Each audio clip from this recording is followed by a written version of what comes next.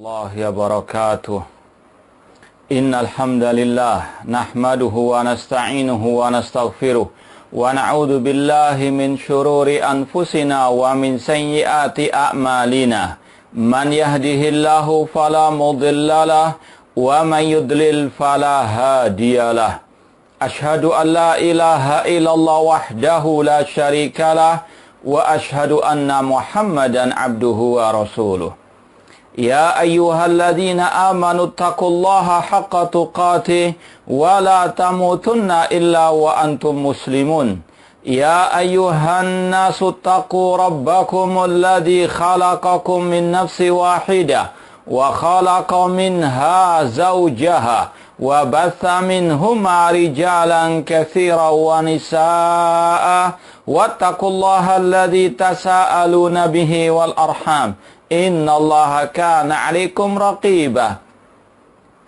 يا أيها الذين آمنوا اتقوا الله وقولوا قولا سديدا يصلح لكم أعمالكم ويغفر لكم ذنوبكم ومن يطع الله ورسوله فقد فاز فوزا عظيما أما بعد فإن أصدق الحديث كتاب الله وخير الهدي هدي محمد صلى الله عليه وسلم وشر الأمور محدثاتها وكل محدثة بدعة وكل بدعة ضلالة وكل ضلالة في النار. Ma'asal muslimin, ikhwani fillah wa akhwati, bapak-bapak, ibu-ibu, saudara-saudariku rahimani wa rahimakumullah. Alhamdulillah, segala puji bagi Allah Subhanahu wa taala yang mempertemukan kita kembali dalam kajian kitab Al-Ibana As-Sughra oleh Al-Imam Ibnu Battah Al-Ukbari rahimallahu ta'ala. Kita lanjutkan pembahasan bab Al-Manhaj wal-Ittiba' tentang manhaj Ahlussunnah wal Jamaah. Sebagaimana sebelumnya Al-Imam Ibnu Battah Al-Ukbari rahimallahu membawakan dalil-dalil, pertama dari ayat, kemudian dari hadis-hadis Rasulullah sallallahu alaihi wasallam. Pada halaman 33, poin ke-20, beliau membawakan sabda Rasul SAW. Rasul SAW bersabda, wa qala sallallahu alaihi wasallam, iktadu billadzaini min ba'di Abi Bakrin wa Umar radhiyallahu anhuma. Rasul SAW bersabda, ikutilah dua orang sepeninggalku, yaitu Abu Bakar dan Umar radhiyallahu ta'ala anhuma. Ini adalah manhaj Ahlussunnah wal Jamaah.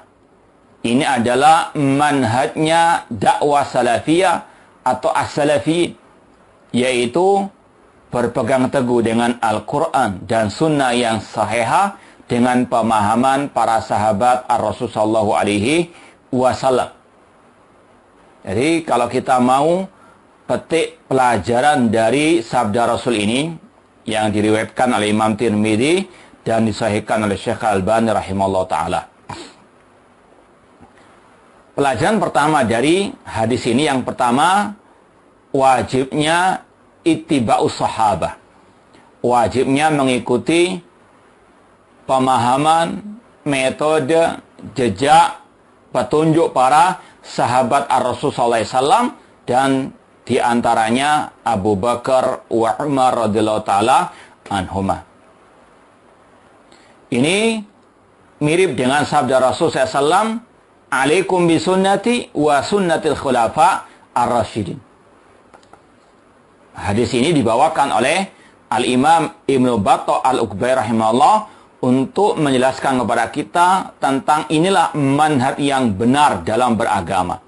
Inilah manhaj yang benar dalam berakidah, yaitu mengikuti ajarannya, petunjuknya, akidahnya Abu Bakar wa Umar radhiyallahu anhuma, dan juga para sahabat Rasulullah sallallahu alaihi wasallam. Adapun yang menyimpang dari keduanya, maka itulah jalannya ahli bid'ah, ahli al-ahwa. Sekali lagi, pelajaran yang pertama yang bisa dipetik dari sabda Rasulullah SAW ini, yaitu wajibnya berpegang teguh dengan manhaj petunjuk ajarannya Abu Bakar wa Umar dan para sahabat Rasulullah SAW radhiyallahu anhum ajma'in. Jadi tidak cukup hanya Al-Quran dan Sunnah saja. Karena berapa banyak kelompok-kelompok sesat yang mereka mengaku berpegang teguh dengan Al-Quran dan Sunnah, namun mereka memahami keduanya dengan akal mereka, dengan hawa nafsu mereka, dengan pemahaman tokoh-tokoh mereka. Maka mereka pun dhalu wa adallu, sesat dan menyesatkan. Dan sudah sering kita sampaikan, kita mengikuti jalannya para sahabat, pemahamannya para sahabat dalam beragama ini adalah fardu ain, wajib bagi setiap muslim dan muslimah. Ini adalah perintah Allah dan perintah Rasulullah SAW. Di antara ayatnya, wasabiqunal awwalun minal muhajirin wal ansar walladzina taba'um bi ihsan radhiyallahu anhum wa radu'an. Orang-orang pertama lagi terdahulu yang masuk Islam dari kalangan muhajirin kaum al-ansar dan yang mengikuti mereka dengan baik, Allah ridha kepada mereka, mereka ridha kepada Allah. Jalan menuju keridhaan Allah hanya melewati jalannya para sahabat Ar-Rasul sallallahu alaihi wasallam. Fa in amanu bimisli ma amantum bihi faqad ihtadaw. Jika mereka manusia beriman sebagaimana imannya kalian wahai para sahabat, mereka akan mendapatkan petunjuk. Jalan petunjuk hanya melewati jalannya para sahabat Ar-Rasul sallallahu alaihi wasallam. Bahkan kata Imam Ibnu Qayyim rahimahullah taala, as-siratul mustaqim, jalan yang lurus, itulah jalannya Abu Bakar wa Umar radhiyallahu taala anhuma. Jadi kalau kita setiap kali salat membaca ihdinas siratal mustaqim, kita jiwai, kita mohon kepada Allah untuk menjadi pengikutnya para sahabat Ar-Rasul sallallahu alaihi wasallam. Ya, jalannya Abu Bakar wa Umar, para sahabat Rasul SAW, itulah as-siratu al-mustaqim. Inilah manhaj ahli sunnah wal jamaah yang sebenarnya. Inilah metode beragama yang benar, mengikuti jejak para sahabat Rasulullah, di antaranya Abu Bakar wa Umar radhiyallahu taala anhuma. Kemudian pelajaran yang kedua yang bisa kita petik dari hadis ini, yaitu hadis ini menunjukkan akan keutamaan Abu Bakar radhiyallahu anhuma, Abu Bakar radhiyallahu anhu dan juga Umar bin Khattab radhiyallahu taala anhu. Bahwasanya manusia terbaik sepeninggal Rasul adalah Abu Bakar wa Umar radhiyallahu anhuma. Semua para sahabat adalah manusia yang mulia setelah para nabi dan para rasul. Namun dari kalangan sahabat Rasul yang paling mulia adalah Abu Bakar wa Umar. Ini diantara dalilnya. Iqtadu billadaini min ba'di Abi Bakar wa Umar. Ikutlah dua orang sepeninggalku, Abu Bakar dan Umar radhiyallahu taala anhuma. Kemudian yang ketiga, di antara pelajaran yang bisa kita petik dari hadis ini menunjukkan akan kekhilafahan mereka berdua setelah Rasulullah sallallahu alaihi wasallam. Jadi sepeninggal Rasul yang memang berhak mendapatkan kekhalifahan adalah Abu Bakar wa Umar. Ya. Bukan Ali bin Abi Thalib radhiyallahu anhu seperti yang didengungkan oleh kelompok Syiah Rafidhah qatalahumullah. Ini sebagai bantahan kepada kelompok Syiah Rafidhah yang mengatakan khalifah sepeninggal Rasul adalah Ali bin Abi Thalib. Naudzubillah min dzalik. Ya. Pemimpin khalifah kaum muslimin sepeninggal Rasul adalah Abu Bakar wa Umar radhiyallahu taala anhum. Ini adalah ijma ulama, ijma umat. Ya. Sungguh sesat orang-orang yang mengatakan khalifah sepeninggal Rasul adalah Ali bin Abi Thalib radhiyallahu taala anhu. Jadi manusia terbaik setelah Rasul adalah Abu Bakar wa Umar, dan merekalah yang berhak memperoleh kekhalifahan sepeninggal Rasul sallallahu alaihi wasallam. Kemudian di antara, ya, ini kalau kita mau sedikit membahas masalah kekhalifahan, di antara yang diajarkan oleh Abu Bakar wa Umar radhiyallahu anhuma, yang ini juga disunahkan oleh Rasulullah SAW, alaikum bisunnati wa sunnatil khulafa rasyidin, ikutilah petunjukku, sunnahku dan sunnah para khulafa rasyidin. Di antara sunnah khulafa rasyidin Abu Bakar wa Umar adalah bagaimana memilih pemimpin, entah itu khalifah atau itu presiden atau itu sebagai al-malik raja. Maka Abu Bakar wa Umar radhiyallahu anhuma telah mengajarkan kepada umat bagaimana cara memilih pemimpin kaum muslimin. Ya. Abu Bakar mengajarkan cara memilih pemimpin dengan langsung menunjuk al-istikhlaf, menunjuk pemimpin setelah beliau. Abu Bakar As-Siddiq langsung memilih Umar bin Khattab sebagai khalifah sepeninggal beliau dengan al-istikhlaf. Umar bin Khattab radhiyallahu anhu mengajarkan, mensunnahkan cara memilih pemimpin dengan menunjuk ahlul halli wal aqd. Ya. Istilahnya tim kecil untuk memilih siapa khalifah sepeninggal beliau. Waktu itu Umar bin Khattab menunjuk 6 sahabat Rasulullah SAW untuk memilih siapa khalifah sepeninggal beliau. Ini dua cara yang diajarkan oleh Abu Bakar wa Umar radhiyallahu anhuma dalam memilih pemimpin kaum muslimin. Maka sungguh batil, sungguh sesat statement yang mengatakan tidak ada dalam ayat, tidak ada dalam hadis, tidak ada dalam ijma cara memilih pemimpin kaum muslimin.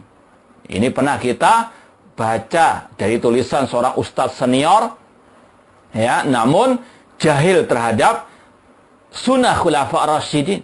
Bahkan membuat statement yang ngawur. Sampai mengatakan tidak ada ayat, tidak ada hadis, tidak ada ijma yang menjelaskan tentang cara memilih pemimpin kaum muslimin. Na'udzubillah min dzalik. Ya. Ini statement yang jahil murakkab. Ya. Kalau tidak tahu bertanya. Ya. Meskipun sudah dia istilahnya sudah berusia lanjut lah istilahnya, ya. Tapi sesat dalam pernyataannya seperti ini. Naudzubillah min dzalik. Seolah-olah Islam ini masih ada ruang yang kosong, tidak dijelaskan oleh ayat, oleh hadis Rasulullah SAW. Menuduh secara tidak langsung Islam kurang sempurna atau tidak sempurna. Naudzubillah min dzalik. Dan ini sudah pernah kita bantah. Jadi sekali lagi Rasul mengatakan, ikutilah dua orang sepeninggalku, Abu Bakar wa Umar. Dan di antara yang wajib untuk kita ikuti, yaitu bagaimana cara memilih pemimpin kaum muslimin. Dengan cara tadi, kalau mengikuti Abu Bakar As-Siddiq dengan langsung memilih pemimpin setelahnya. Atau yang kedua, menunjuk al-halli wal aqd. Ya. Tapi sudah sering kita sampaikan, seandainya pun ada pemimpin yang dipilih dengan jalan yang tidak syar'i, tidak mengikuti salah satu dari petunjuk Abu Bakar wa Umar tadi, maka tetap wajib kita as-sam' wa ta'ah. Karena dalam Islam, perintah, kebijakan pemimpin kaum muslimin, itu wajib didengar dan ditaati selama dia masih muslim dan selama tidak bermaksiat perintahnya kepada Allah dan Rasulnya Shallallahu Alaihi Wasallam. Nah, jadi itu ikhwani fillah wa akhwati rahimani wa rahimakumullah. Poin yang ke-20 menjelaskan kepada kita manhaj Ahlussunnah wal Jamaah. Kemudian poin yang ke-21, Imam Ibnu Battah Al-Ukbari rahimahullah ta'ala membawakan sebuah riwayat, namun ini tidak sahih. Ya, di sini dhaif. Kita baca, wa qala sallallahu alaihi wasallam, lam yazal amru bani Israel mu'tadilan hatta nasha'a fihim al-muwalladun abna sabayal umam. Dalam hadis yang dhaif ini dikatakan, senantiasa perkara Bani Israel itu istiqamah, lurus, sampai muncul di antara mereka orang-orang yang merupakan keturunan tawanan umat-umat selain mereka. Jadi ada hadis yang tidak sahih di sini disebutkan senantiasa perkara Bani Israel itu lurus sampai muncul di antara mereka keturunan umat-umat selain Bani Israel. Kemudian disampaikan fa'akhadhu birra'i wa tarakus sunan. Mereka pun hanya berpegang teguh dengan akal mereka dan meninggalkan ajaran nabi-nabi mereka. Hadis ini riwayat Imam Ibnu Majah, namun sekali lagi hadis ini dhaif, di antaranya didhaifkan oleh Syekh Muhammad Nasiruddin Al-Albani rahimahullah. Kalau mau dilihat referensinya dalam kitab Silsilah Hadis Dhaifah, Silsilah Hadis Dhaifah nomor 4336. 4336. Namun ikhwani fillah wa akhwati rahimani wa rahimakumullah, pada redaksi akhir hadis yang dhaif tadi, ini maknanya benar, bahwasanya salah satu sebab munculnya kesesatan di tengah umat yaitu ketika mereka telah menuhankan akal mereka. Dan ini yang sering kita sampaikan tentang ahlul kalam, bahwasanya di antara metodenya, manhajnya ahlul kalam, mereka selalu takdimul akal ala nakal, mendahulukan akal daripada Al-Quran dan Sunnah Rasulullah Shallallahu Alaihi Wasallam. Agama mereka hanya berlandaskan akal. Mereka tidaklah beragama, berakidah kecuali hanya berlandaskan logika. Yang sesuai dengan logika akal mereka, mereka ikuti, mereka pegang erat. Namun kalau tidak, mereka akan buang jauh-jauh. Naudzubillah min dzalik. Inilah perbedaan Ahlussunnah dengan ahlu al-kalam. Ikhwani fillah wa akhwati rahimani wa rahimakumullah. Berbicara tentang masalah akal, yang pertama perlu kita sampaikan, hadis-hadis tentang masalah keutamaan akal itu tidak ada yang sahih. Mungkin pernah waktu kita belajar entah di SD atau SMP atau SMA, di pelajaran buku agama itu dicantumkan hadis, ad-din huwal akal, agama itu adalah akal. La dina liman la aklalah, tidaklah orang itu dikatakan beragama kalau dia tidak berakal. Kita katakan, sebagaimana ini kita mau nukilkan dari ucapan Al-Imam Ibnu Qayyim rahimahullah dalam kitab beliau Al-Manarul Munif fi Sahih wa Dhaif.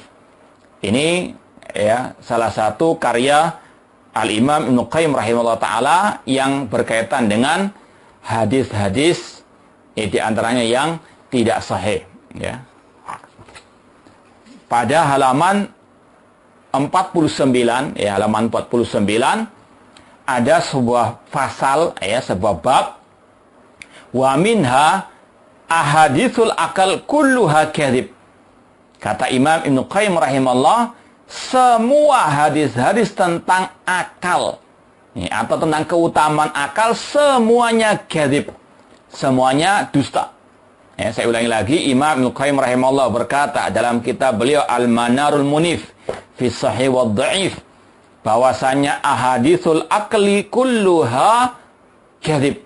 Semua hadis-hadis tentang akal atau keutamaan akal itu semuanya dusta, tidak sahih dari Rasulullah Shallallahu Alaihi Wasallam.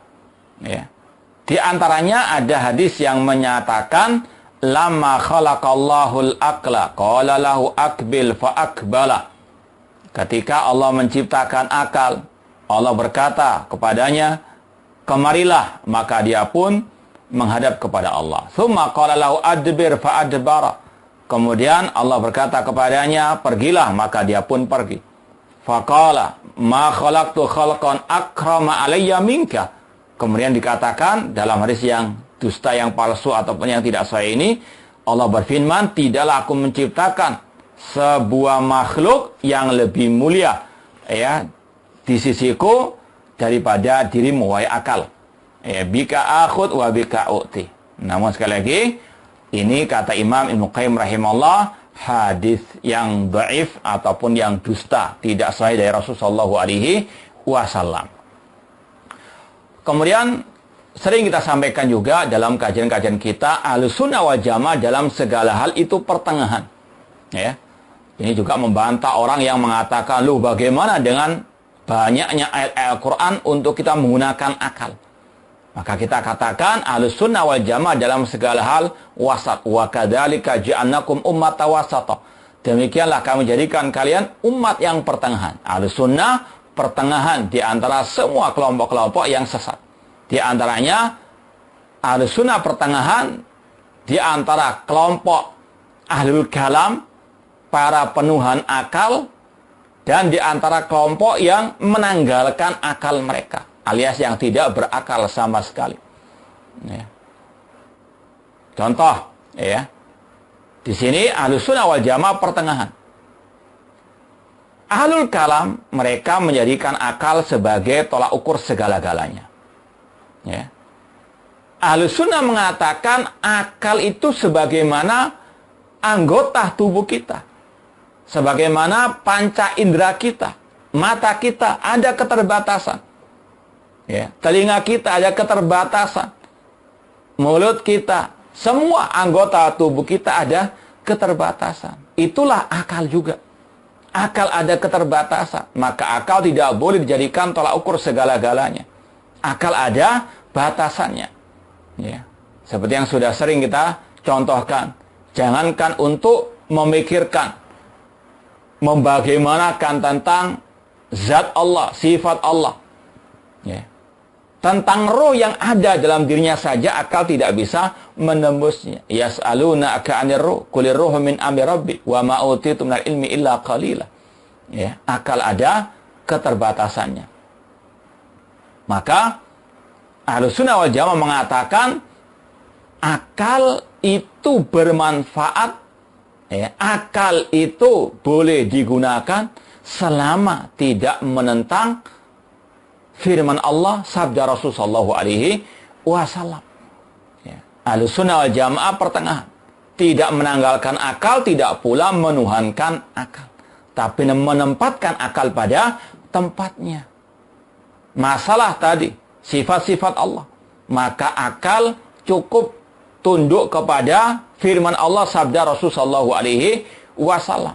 Allah mengatakan Ar-Rahman al-Asistawa. Allah itu tinggi di atas arsy. Ya, pada 7 ayat Allah mengatakan Ar-Rahman al-Asistawa. Akal wajib untuk tunduk kepada ayat ini. Mengatakan Allah tinggi di atas arsy, titik, sudah selesai.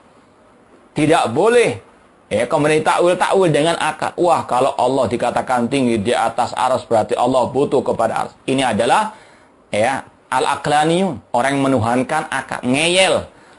Ya, menentang firman Allah dengan apa? Akalnya. Ya.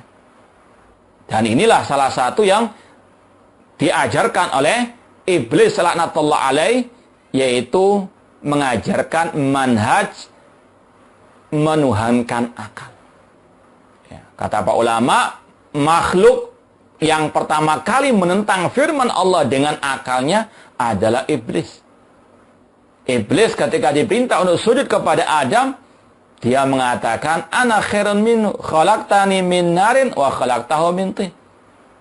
Ya Allah, aku lebih baik daripada Adam. Ini akal-akalannya iblis. Aku lebih baik daripada Adam. Engkau ciptakan aku dari api, sedangkan Adam kau ciptakan dari tanah. Ini menurut akalnya iblis, dia tidak layak sujud kepada Adam alaihissalam. Naudzubillah min dzalik.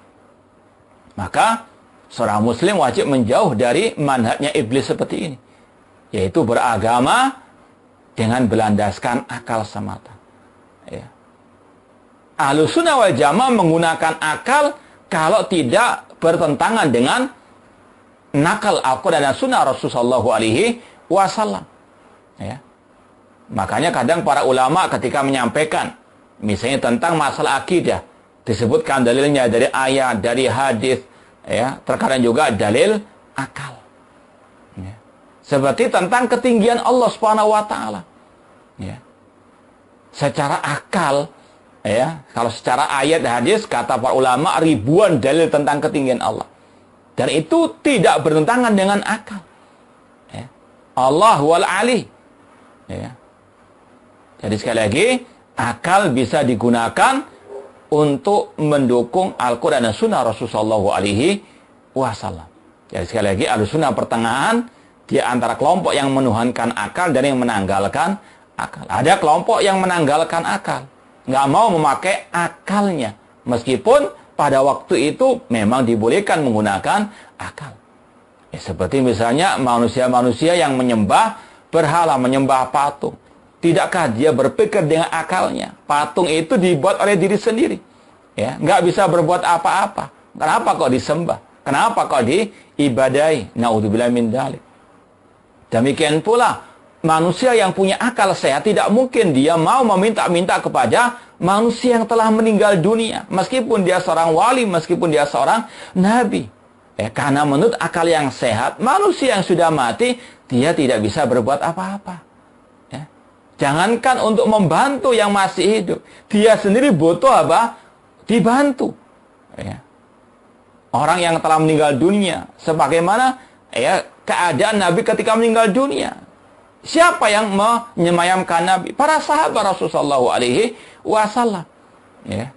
Manusia yang berakal sehat tidak mungkin meminta bantuan kepada yang telah mati, karena yang telah mati sudah di luar alam dunia, dan dia ketika mati pun tidak bisa berbuat apa-apa. Tidak bisa memandikan dirinya sendiri, tidak bisa mengantarkan jenazahnya sendiri. Maka orang yang berakal tidak mungkin istighatsah, tabaruk, tawasul kepada yang telah meninggal dunia. Ini juga harus pakai akal, dan itu tidak bertentangan dengan ayat Al-Quran, bahkan itu didukung oleh ayat-ayat Al-Quran. Innaka la tusmi'ul mauta, sesungguhnya engkau tidak bisa memperdengarkan ucapanmu, doamu kepada yang telah meninggal dunia.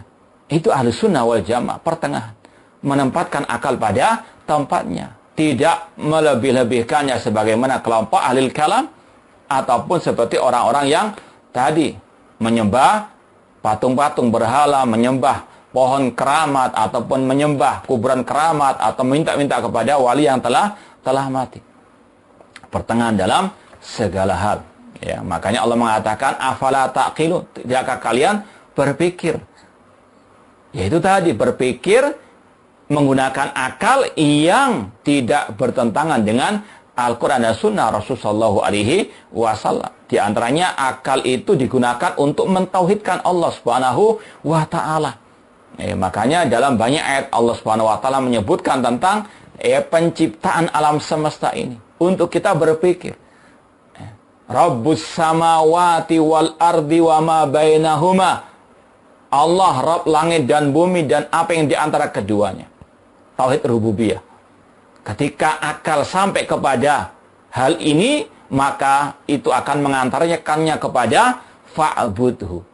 Kalau kalian sudah mengetahui yang menciptakan alam semesta ini adalah Allah, maka fa'budhu, sembahlah Allah, ibadahilah Allah. Ini salah satu fungsi akal untuk mentadabburi alam semesta sampai kepada tujuan, wa ma khalaqtul jinna wal insa illa liya'budun. Tidak boleh dilebih-lebihkan, tidak boleh juga ditanggalkan. Ini pertengahan ahlussunnah dalam menggunakan akal. Nah, ikhwani fillah wa akhwati rahimani wa rahimakumullah. Hadis ini meskipun sekali lagi dhaif, namun secara makna sahih, dalam artian salah satu bentuk atau sebab kesesatan umat karena apa? Menuhankan akal mereka. Makanya Al-Khalifatul Rasyid Umar bin Khattab pernah berwasiat, pernah berkata, iyyakum wa ashabar ra'i. Umar bin Khattab pernah mengatakan, hati-hati kalian, jauhkan diri kalian dari para penuhan akal. Seperti Al-Kalam, kelompok filsafat, atau kelompok liberal, atau yang mengikuti mereka, yang agamanya hanya apa? Dengan akal. Atau menulis masalah agama hanya berlandaskan akal. Dan ini banyak sekali, meskipun mengaku mungkin dai ahli sunnah, dai salafi, cuma terkadang tulisannya itu hanya berlandaskan akal saja. Yang penting ngejar setoran, yang penting komen, entah itu bertentangan atau nggak bertentangan dengan akal dan sunnah, dia tulis, dia share. Naudzubillah min dzalik. Pakai apa? Akal-akalannya semata. Naudzubillah min dzalik. Umar bin Khattab mengatakan, iyyakum wa ashabar ra'i. Jauhkanlah diri kalian dari para penuhan akal. Fa innahum a'da'us sunan. Kata Rasul, mereka adalah musuh-musuh sunnah Rasul sallallahu alaihi wasallam. maka hati-hati. Ya. Apalagi yang memang belajar di sekolah ahli kalam. Ini kadang sedikit atau banyak, cepat atau lambat, ada pengaruh. Yaitu apa? Selalu menggunakan akal-akalannya. Untuk apa? Berakidah, untuk bermanhaj dan seterusnya. Na'udzubillah min dzalik. Maka pegang erat tadi sunnah para sahabat, sunnah khulafa ar-rasyidin, bukan hanya sekedar slogan saja. Nah, kemudian ikhwani fillah wa akhwat rahimani wa rahimakumullah, poin yang berikutnya, hadis yang berikutnya, poin ke-22, wa qala sallallahu alaihi wasallam, Al-Imam Ibnu Battah Al-Ukbari membawakan hadis Rasulullah SAW yang sahih, riwayat Imam Bukhari. Insyaallah hadisnya masyhur. Rasulullah SAW bersabda, "Innallaha la yanzi'ul ilma intiza'an min sudurir rijal." Sesungguhnya Allah tidak mencabut ilmu agama ini secara tiba-tiba dari dada-dada manusia. Walakin yaqbidul ilma biqabdil ulama. Namun Allah mencabut ilmu agama ini dengan mewafatkan para ulama. Fa'idha lam yabqa alimun ittakhadan nasu ru'asan juhala. Apabila manusia sudah tidak mendapatkan lagi para ulama atau sedikit para ulama, maka mereka pun menjadikan orang-orang yang jahil sebagai tokoh-tokoh agama mereka. Fasu'ilu, ketika mereka ditanya tentang urusan agama, fa'aftau bighairi ilmin, mereka pun berfatwa tanpa ilmu, fadallu wa adallu, mereka pun sesat dan menyesatkan. Saya ulangi lagi sabda Rasul SAW, sesungguhnya Allah tidak mencabut ilmu agama ini secara tiba-tiba dari dada-dada manusia. Namun Allah mencabut ilmu agama ini dengan mewafatkan para ulama.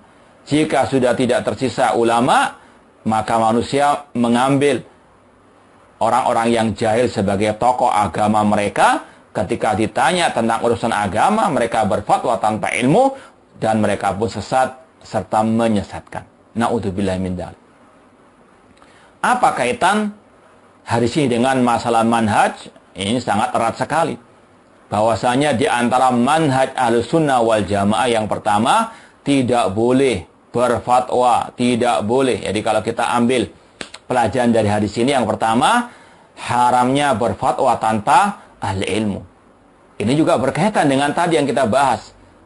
Jangan nulis di medsos tanpa ilmu. Hanya dibawa oleh perasaan baper. Manusia lagi tren bahas masa ini dibahas tanpa ditimbang lagi dengan timbangan Al-Quran dan Sunnah Rasulullah SAW. Ikut arus manusia. Pokoknya tiap hari kejar setoran, tiap hari pasti nulis, pasti nge-share, apapun yang di-share gak peduli. Entah itu kritikan tokoh masyarakat di-share kepada pemimpin kaum muslimin, padahal itu jelas-jelas adalah ajarannya Abdullah bin Sabah al-Yahudi, memprovokasi rakyat. Na'udzubillah min dzalik. Ini sekali lagi karena apa? Tadi berfatwa tanpa ilmu, ataupun dia menulis tentang urusan agama tanpa al-ilmu. Maka wajib untuk kita apa? Waspada. Makanya dalam kajian kita minggu yang lalu tentang kiat-kiat, dalam kiat-kiat menghadapi fitnah akhir zaman, harus kita berbekal al-ilmu. Al-ilmu qabla al-qawli wal amal. Saya mungkin minta tolong kepada ikhwani fillah wa akhwat rahimani wa rahimakumullah yang hadir atau yang ikut kajian kita minggu yang lalu, tolong dituliskan ringkasan dari beberapa kiat yang menghadapi fitnah akhir zaman yang sudah kita bahas pada minggu yang lalu. Di antaranya harus berbekal al-ilmu. Ilmu yang berdasarkan qala Allah wa qala Rasul wa qala as-sahabah. Jangan berfatwa tanpa al-ilmu. Jangan komen tanpa ilmu. Jangan asbun, jangan asqam. Harus didasari oleh ilmu. Kita nulis di medsos misalnya, kita komen di medsos, harus dilandasi oleh al-ilmu. Ilmu yaitu qala Allah wa qala Rasul, bukan ilmu kalam. Bukan ilmu akal-akalan. Namun qala Allah wa qala Rasul wa qala as-sahabah. Ini ciri ahli sunnah wal jamaah. Bukan asal nulis saja. Bukan asal nge-share begitu saja. Kemudian yang kedua, di antara pelajaran yang bisa kita petik dari hadis ini, yaitu wajibnya kita rujuk belajar kepada ulama yang sebenarnya. Bukan ulama jadi-jadian. Bukan orang jahil namun ngelama. Ya. Siapa ulama yang wajib kita jadikan rujukan? Yaitu sebagaimana kata Rasul, al-ulama warasatul anbiya. Ulama adalah para pewaris Nabi. Apa yang diwarisi oleh para ulama dari Nabi Muhammad SAW? Yaitu al-ilmu. Ya. Al-ayat wal ahadith. Yang sahih tentunya. Yang berpegang teguh dengan akidahnya Rasulullah SAW. Dengan manhajnya Rasulullah SAW. Itu para ulama. Bukan ulama ahlul kalam. Ya. Bukan ulama jadi-jadian. Ya, karena followernya banyak dikatakan ulama. Karena tiap hari ngejar setoran di medsos dikatakan ulama. Naudzubillah min dzalik. Ya, ini yang sudah sering kita sampaikan, manhaj Ahlussunnah dalam menimba ilmu agama. Jadi, poin yang kedua ini harus kita tahu harus kita merujuk kepada ulama yang sebenarnya. Apalagi dalam masalah-masalah yang besar, ya.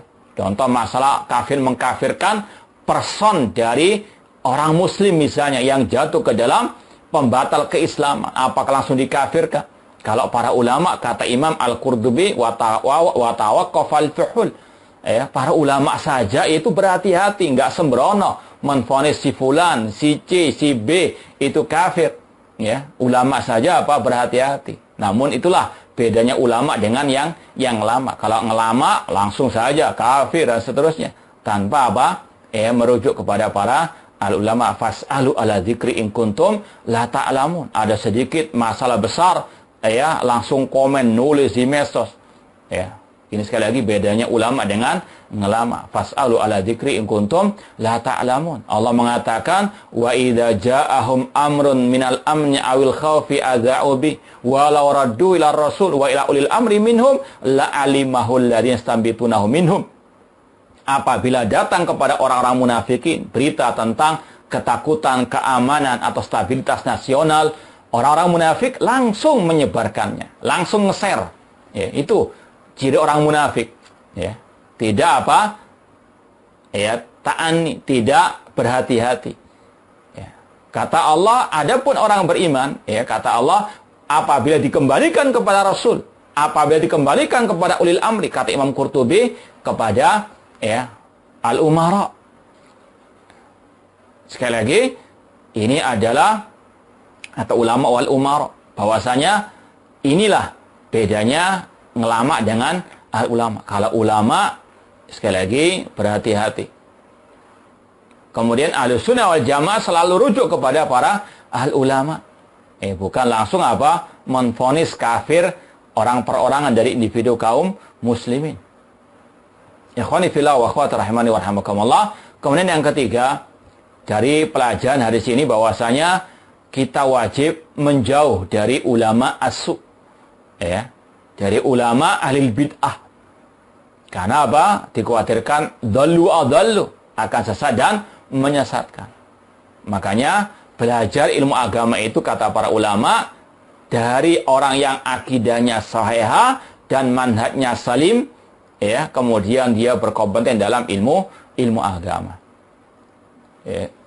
Al-Syekh Bakar Abu Zaid dalam kitabnya Hilya Talibul Ilmi mengatakan, ihdzar abal jahal al-mubtadi' al-masahu zaihul aqidah. Kata Syekh Bakar Abu Zaid ketika membahas tentang adab penuntut ilmu agama, kepada siapa dia menimba ilmu agama, maka beliau mewanti-wanti, memperingatkan, mentahdir, ihdzar abal jahal. Jauhkanlah diri Anda dari Abul Jahal, yaitu orang yang jahil. Meskipun gelarnya doktor, profesor, namun dia kalau jahil masalah akidah, jahil masalah manhaj, jahil masalah urusan ilmu agama, maka ihdzar, jauhi. Karena ukurannya bukan gelar-gelar akademik itu. Berapa banyak doktor yang tidak tahu akidah sahihah, berapa banyak MH atau yang lainnya sebagainya yang menyesatkan. Maka hati-hati, timbang dengan Al-Quran dan Sunnah dengan pemahaman para as-salafus saleh. Ihdzar abal jahal. Di antaranya al-mubtadi' al-bid'ah, yang sesat akidahnya. Harus ada barometer dalam kita menimba ilmu agama. Bukan karena doktornya, karena profesornya, karena S2-nya atau S1-nya. ya, atau estelernya, ya. Namun karena akidah shahihah dan dia betul-betul berkompeten dalam ilmu agama ini. Kemudian yang tadi kita sampaikan, hati-hati daripada ya ulama asu alil bidah. Dan ini salah satu juga yang kita sampaikan tentang kiat menghadapi fin akhir zaman, menjauh dari ahli al bidah. Wallahu taala a'lam. Ini yang mungkin bisa kita sampaikan pada kesempatan malam hari ini. Mudah-mudahan bermanfaat dan semoga Allah Subhanahu wa taala senantiasa membimbing kita untuk istiqomah di atas akidah dan manhaj salaf sampai akhir hayat kita nanti. Wallahu taala alam. Ini kita mau baca ya salah satu jawaban yang sudah kita minta tadi tentang kiat-kiat menghadapi fin akhir zaman yang sudah kita sampaikan pada kesempatan yang lalu. Ya, di antaranya di sini dikatakan bertakwa kepada Allah. Ya, yang kedua, belajar ilmu. Ya, yang berdasarkan firman Allah, sabda Rasul dan pemahaman para sahabat. Yang ketiga, berpegang ya, dengan jamaah kaum muslimin di antara pemimpin kaum muslimin. Yang keempat, berdoa kepada Allah ya untuk menetapkan hati kita di atas agamanya. Ya muqallibal qulub tsabbit qalbi ala dinik. Kemudian yang kelima, bersabar dalam menghadapi fin akhir zaman karena banyak onak dan durik.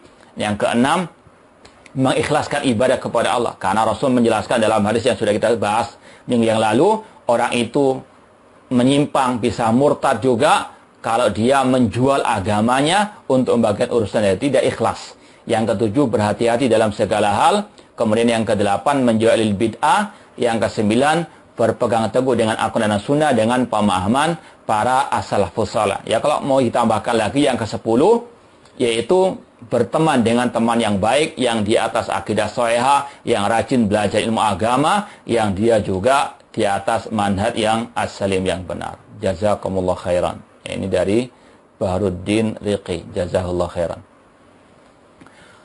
Baik, kita coba untuk menjawab pertanyaan yang sudah masuk.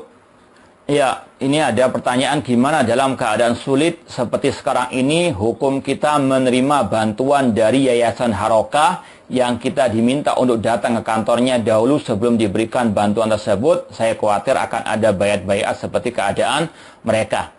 Wallahu alam. Yang pertama, harus kita hati-hati dari makar-makar orang-orang pergerakan harokin tersebut. Ya, jangan sampai al-ihsan yu'jizul insan. Al-ihsan, ya, kebaikan yang diberikan oleh mereka terkadang melemahkan akidah manhaj kita. Dan memang itu salah satu makar mereka untuk menjebak Ahlussunnah wal Jamaah. Ya, mungkin pernah kita ceritakan, ya, ada sebuah pondok, ini kejadian ya sekitar tahun 96-an ya. Ketika itu ada sebuah pondok pesantren yang dibantu oleh sebuah yayasan, ya. Bantuan yayasan ini dari orang-orang Harokah. Dibelikan mobil, ya. Diberikan dana yang luar biasa banyaknya. Namun akhir-akhirnya dilarang ini dan itu. Dilarang membacakan, mengajarkan kitab usul bidah kayak Syekh Ali bin Hasan. Dilarang mengajarkan kitab Mu'amalatul Hukam karangan Syekh Abdul Salam Barjas tentang masalah sikap Ahlussunnah terhadap pemimpin kaum muslimin. Ya. Dan diancam kalau tidak dilaksanakan ya larangan tersebut atau perintah tersebut, maka bantuan akan ditarik. Ini ya khabithnya al-Harokiyin. Makanya Imam Barbahari memperumpamakan alul bidah ya di antaranya kelompok Harokiyin dengan al-aqrab kalajengking. Ya, mereka menyembunyikan kepala badan mereka di tanah, namun ya menyiapkan istilahnya sengat mereka di ekor mereka kalau ada kesempatan. Maka hati-hati ya, dan kewajiban kita banyak bertakwa kepada Allah, minta kepada Allah Subhanahu wa taala. Apakah mengedepankan retorika daripada sesuai pemahaman para sahabat dalam menyampaikan dalil termasuk ciri manhaj Harokah? Ini manhaj ahli al-bidah secara umum. Ya, mereka berpaling daripada Al-Quran dan Sunnah dengan pemahaman para sahabat. Ahlul kalam di antaranya. Ya, ahlul kalam demikian. Yang penting apa? Bersilat lidah. Ya, kuning bisa jadi biru. Ya, multitafsir. Itulah ahlul kalam. Hanya apa? Ngomong tok istilahnya. Hanya kalam tok, tidak berdasarkan Al-Quran dan Sunnah Rasulullah SAW. Hati-hati. Ya, kita bukan berarti kita bertengah dalam segala, juga dalam masalah retorika. Tetap retorika itu ada manfaatnya. Sebagaimana akal tadi, cuma tempatkan pada tempatnya. Jangan sampai retorika lebih diutamakan daripada Al-Quran dan Sunnah Rasulullah SAW. Ya, seperti memang ini manhajnya ahlul kalam. Seperti dalam menulis skripsi misalnya, yang diutamakan itu bagaimana metode penelitian. Ya, isinya nomor 1000. Ya. Kalau salah metode penelitiannya, sudah. Bahkan seperti yang sudah pernah disampaikan di antara manhaj mereka, manhaj kelompok liberal ini, meskipun casingnya ahli sunnah, ya, plagiat itu seperti syirik akbar. Ya, nggak ada ampun. Tapi kalau yang syirik dibiarkan, yang betul-betul syirik akbar, sumum bukmun umyun. Ya, ini manhaj ahlu al-kalam. Yang penting metodenya, metodologinya yang utama. Ya, substansinya nomor 1000 tadi. Na'udzubillah min dzalik. Ya, ahlu sunnah yang pertama substansinya, isinya. Sesuai tidak dengan Al-Quran dan Sunnah Rasul dengan paham pasal. Ini yang paling utama. Retorika berikutnya. Ya. Kita sekali lagi bukan menafikan manfaat retorika sebagaimana tadi masalah akal. Tempatkan pada tempatnya. Jangan didahulukan daripada Al-Quran dan Sunnah Rasul SAW dengan pemahaman para as-salafus saleh.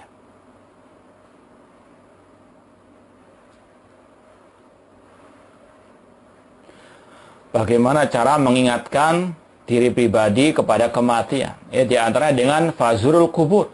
Kata Rasul, ziarahlah kuburan. Fa innaha tudzakirukumul akhirah. Karena itu akan mengingatkan negeri akhirat. Ya, apalagi kalau kita dengarkan, ya, misalnya banyaknya ya kematian karena kasus COVID-19 ini atau karena virus corona ini, maka ini juga menggugah hati kita untuk ingat kematian. Untuk kita wa tazawwadu, berbekal, wa fa inna khairaz zadi taqwa.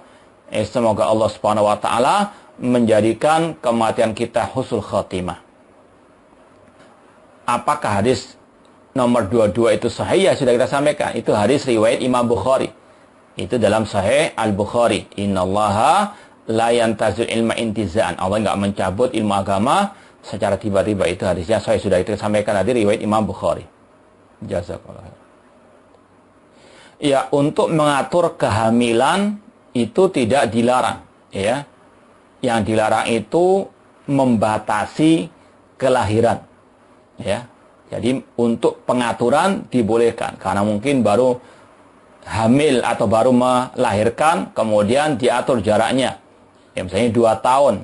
Ya, maka itu kata ulama tidak mengapa, apalagi ya mungkin karena anak pertama, kedua, ketiga, keempat itu semua dengan sesar misalnya, maka diatur waktunya untuk menjaga keselamatan ibu dan anak, maka itu dibolehkan. Yang boleh itu tandimu an-nasal, mengatur jarak, bukan tahdidun nasal, pembatasan.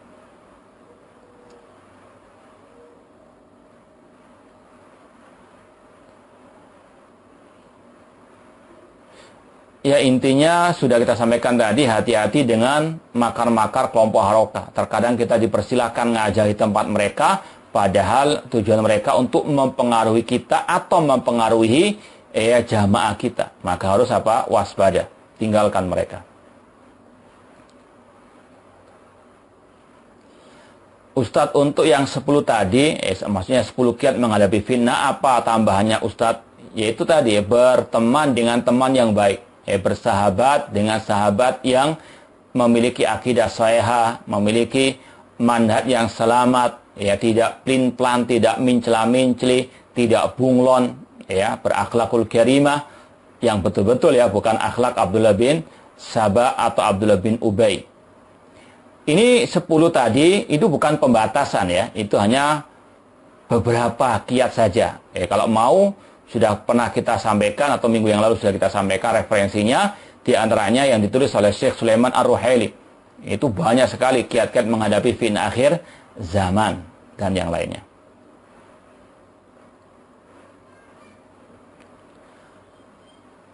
Tentang ustadz yang suka menjelek-jelekan Syekh Ali bin Hasan Al-Halabi dan menuduhnya murji'ah, ya. Adapun ustadz yang satu ini sudah sering kita sampaikan, hati-hati. Ini ustadz yang sejak dulu suka berdusta. Ya, suka menuduh dulu Ustadz Yazid, Ustadz Abdul Hakim Abdas sebagai sururi ikhwani. Ya. Ini dusta, tuduhan yang dusta. Ya. Dan kata Imam Malik, di antara manusia yang tidak boleh diambil ilmunya, yaitu alal yakdhi fi kalamin nas, yang suka berdusta dalam menyampaikan ucapan tentang manusia. Nah, kayak ini sekali lagi, jauhi orang-orang yang suka berdusta seperti ini. Ya, ini sudah sering kita sampaikan, ya, kita mentahdzir jamaah kita dari orang tersebut. Nah, saya rasa cukup sekian apa yang bisa kita sampaikan, kurang lebihnya mohon maaf. Wa jazakumullahu khairan katsiran atas perhatiannya. Aku qouli hadza wa akhiru da'wana anil hamdulillahi rabbil alamin. Wassalamualaikum warahmatullahi wabarakatuh.